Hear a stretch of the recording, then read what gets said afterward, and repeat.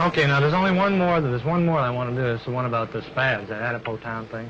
The what? SPADs? You want to keep No, let me. I got to think about this. Okay, let me go. Okay.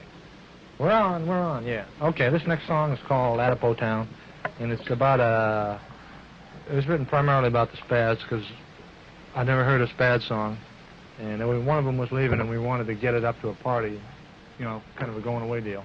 But we never made it, because I got stuck in Da Nang, TDY. Hey, tell them what the SPADs are. Okay. So the SPADs are A-1E aircraft. They're the same as the Sandys and the Hobos, and they are the people that run these SAR efforts when they come about, and they're a pretty good troop. And this is a song about the SPAD pilots at Pleiku, that fly out of Pleiku. And it's about a F-4 pilot who happened to go down over Adipose, and he got caught in the middle of the square, and the SPADs came out, and they got with a covey fac out there, and they pulled him out. That's what they did. And it goes something like this.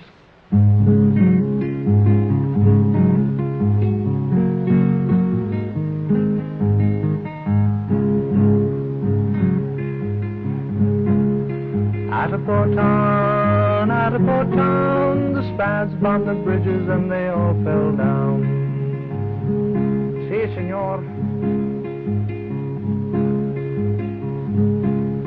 Boxer 2-4 and Boxer 2-5 came in one day for to strafe and dive. A Fox 4 died over Adipose Town. 2-5 hit the silk and he came on down. Si, senor. Ready into the middle of Adipose Square.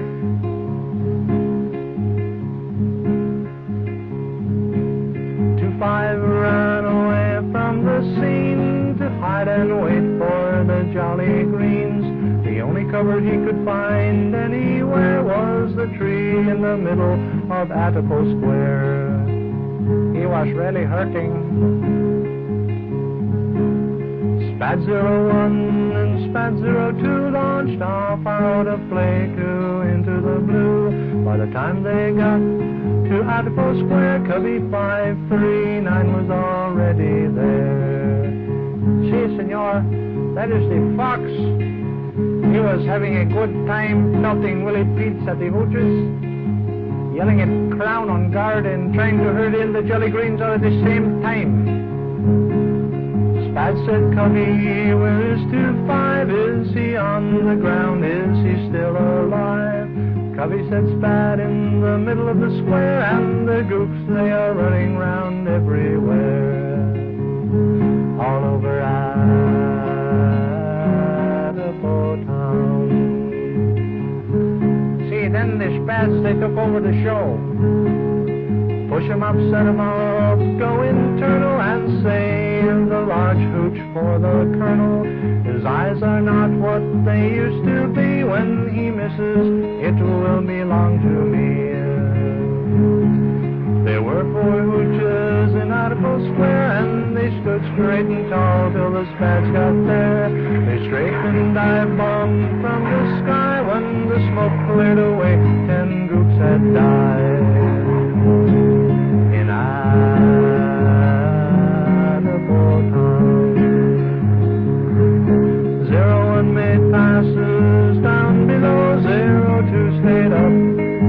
The show, and the enemy was spent, or so it seemed. 02 called in the Jolly Greens.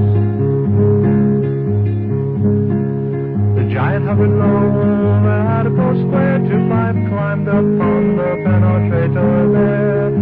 They hauled him up, and away they went, for the enemy forces had all been spent. All over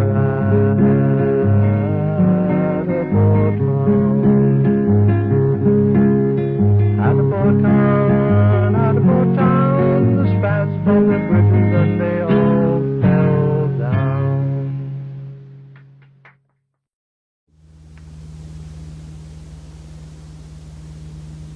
Hello everyone, thanks for joining me on this week's model review video. Today we have something pretty cool here. This is one of the most notorious propeller-engined attack airplanes of the Southeast Asian War. It is perhaps best known as the only propeller-engined attack airplane to serve all the way up until the early 1970s. This is the A-1 Skyraider. So lots of history with this one. So I do advise those of you that are fans of this airplane to do some more research on it, because there are really good books and explanatory articles out there about the A-1 and its substantial contribution to the Korean as well as the Vietnam War. But I'll do my best to summarize the high points in less than an hour. I'm trying to cut down on the amount of time we're spending in these videos, because as much as I love these details, nobody, myself included, wants to hear me talk for an hour straight on this stuff, right? So let's get to it.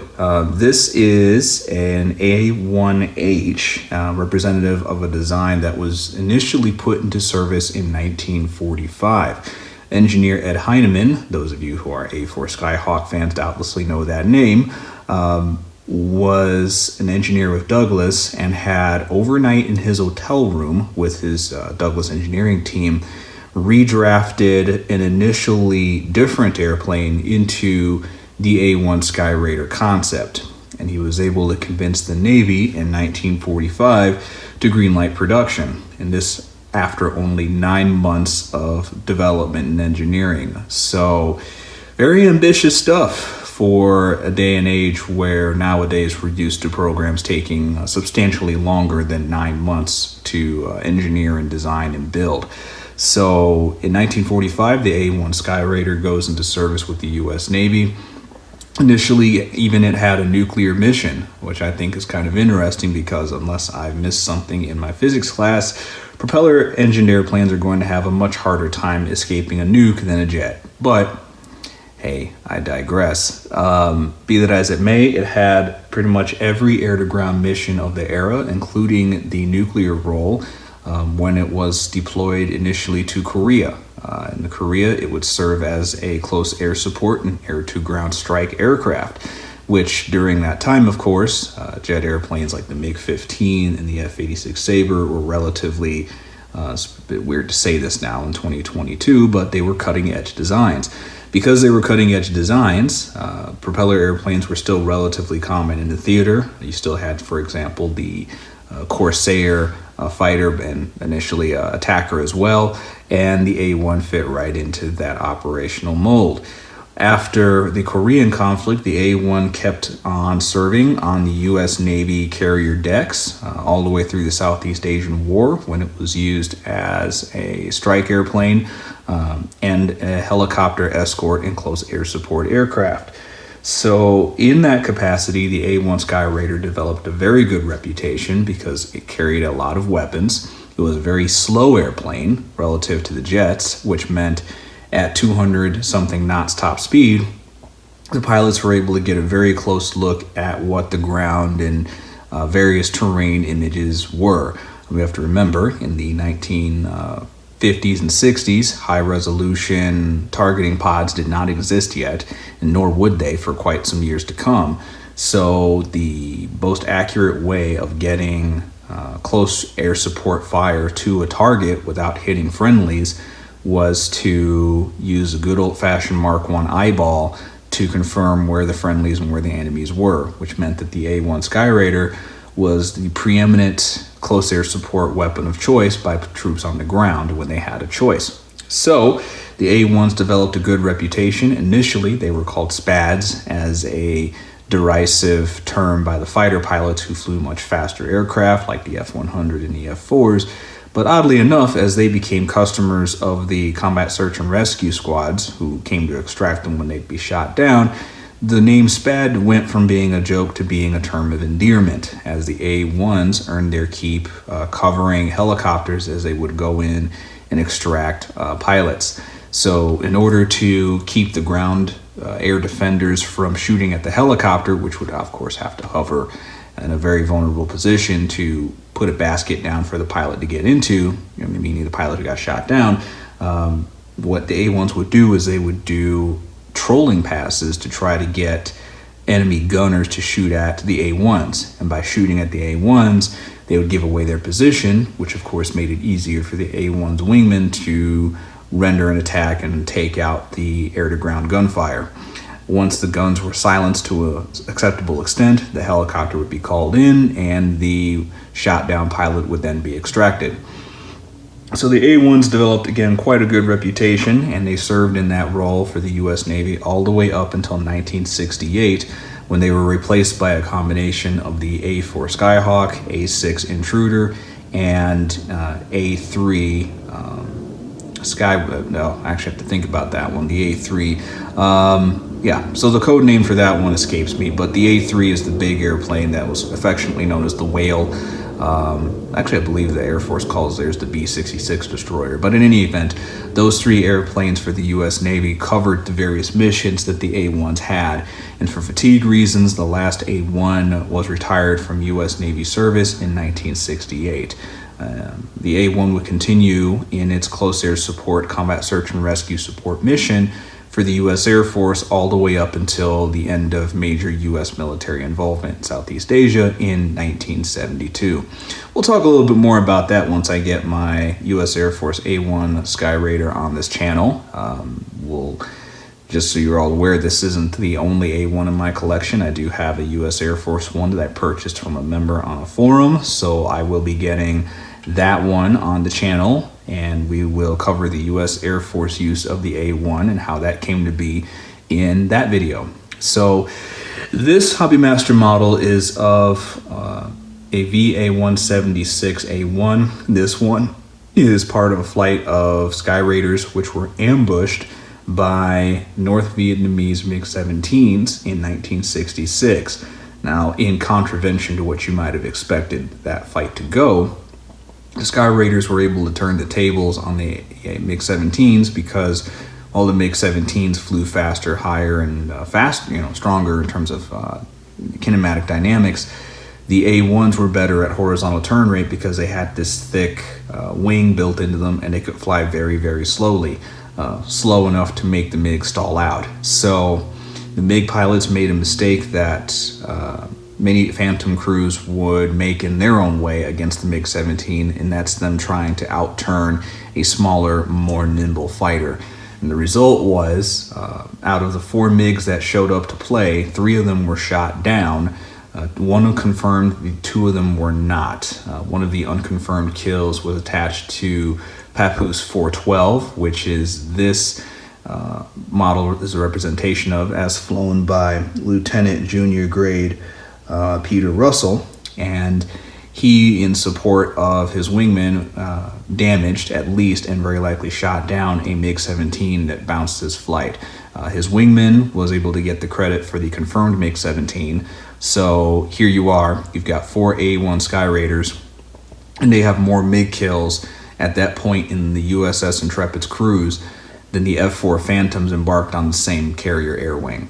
So interesting fact that I'm sure the A-1 Skyraider pilots never let the Phantom jocks forget for most of the tour. So with that history outlined, we'll jump into the model details here. So HobbyMaster includes with this model a set of pretty comprehensive ordnance. You get the I believe 4 on each side of these cluster bombs right here. So if you're wondering what those are first generation cluster bomb dispensers. The way these work is you have a tube here, which is of course the thing that you see under the wing, and this tube is loaded from back to front with the cluster bomblets, okay?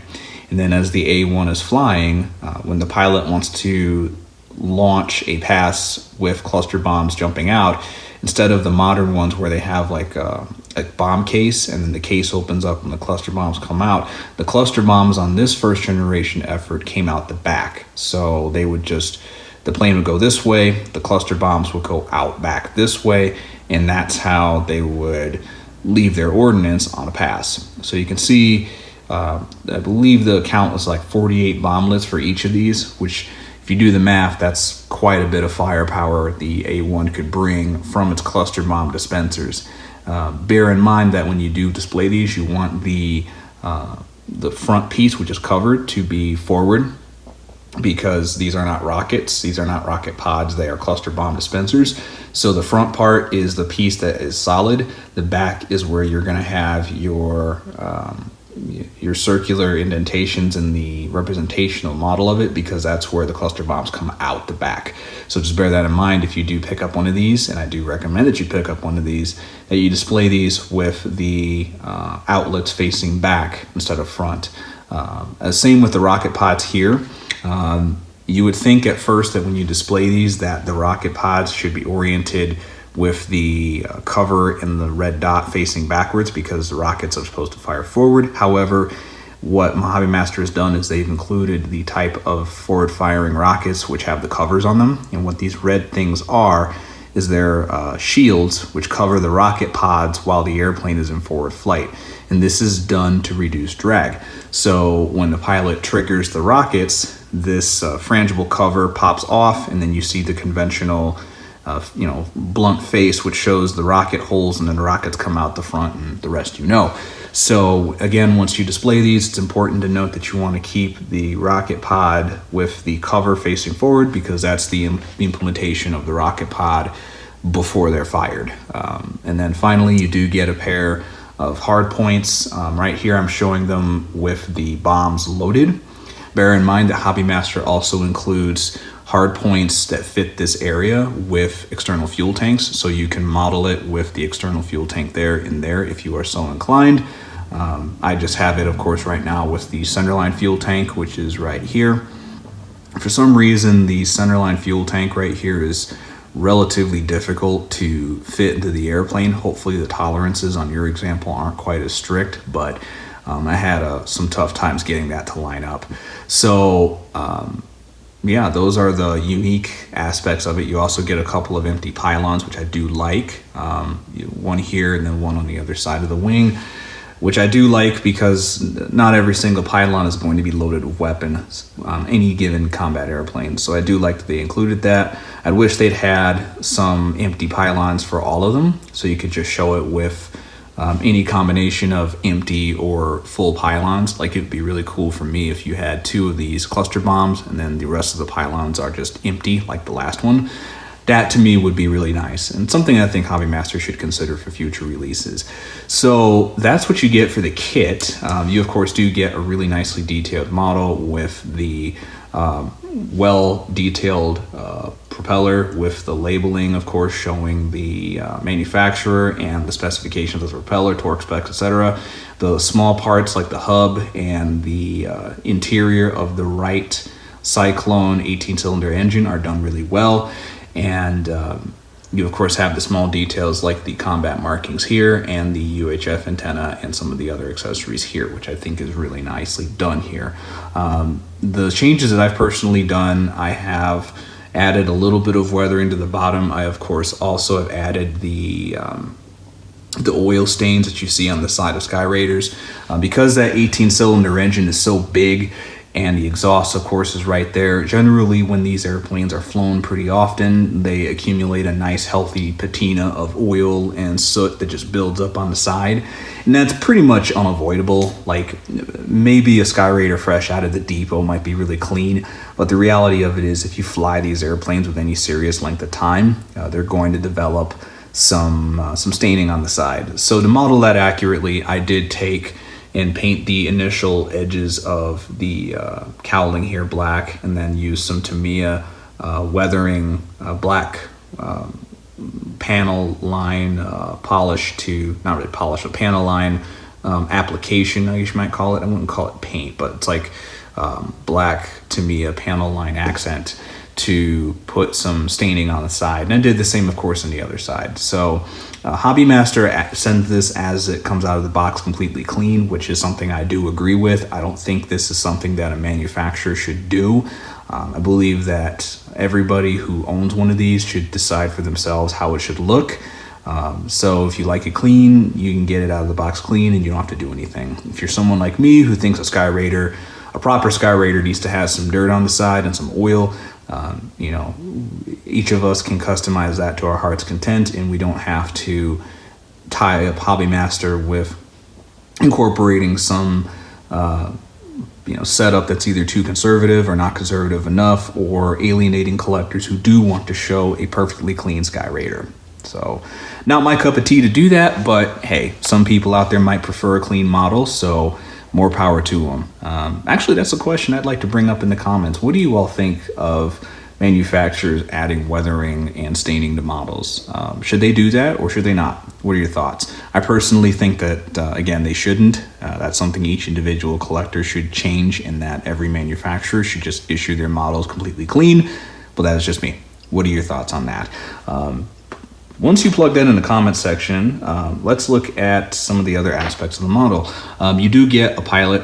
I have included that figure in here. I did put a little bit of blue tack underneath the pilot's black side because they sit kind of low as it comes out of the box. Like, he's basically sitting like right here at eye level, which is a little low. Most of the time when SPAD pilots flew these, they had their seats moved pretty high to get good visibility.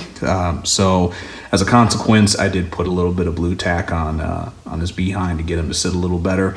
And I did put a little blue tack on the canopy because when you slide it back, it tends to want to sit a little higher than it should. It tries to sit off the body, which is a little inaccurate because this raised piece here is actually the rail for what the canopy slides on. So instead of having the front of the canopy tilted forward when it's in the back position, I put a little blue tack so it doesn't have that gap.